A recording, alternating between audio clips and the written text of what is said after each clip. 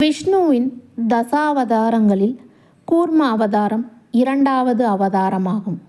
சத்திய யுகத்தில் தேவர்களும் அசுரர்களும் பார்க்கடலை கடைந்து அமிர்தம் பெற முடிவெடுத்தபோது மந்திர மலையை தாங்குவதற்காக விஷ்ணு கூர்ம வடிவம் எடுத்தார்.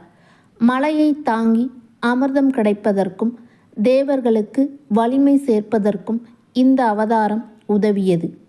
கூர்ம அவதாரத்தின் முக்கிய விவரங்கள்: தேவர்கள் தங்கள் வலிமையை இழந்திருந்த நிலையில் அமிர்தத்தை, அதாவது சாகா வரம் தரும் மருந்து, பார்க்கடலிலிருந்து பெற அசுரர்களின் உதவியுடன் பார்க்கடலை கடைய முடிவெடுத்தனர்.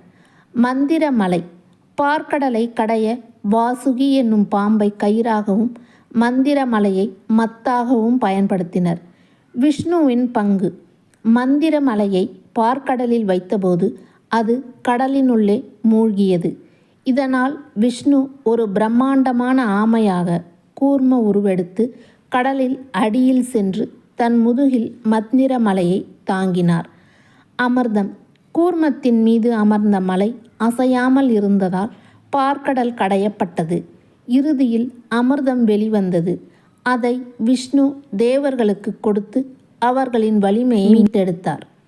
கூர்ம அவதாரம் வலிமை, நிலைத்தன்மை மற்றும் தடைகளை வெல்வதாக குறிக்கிறது.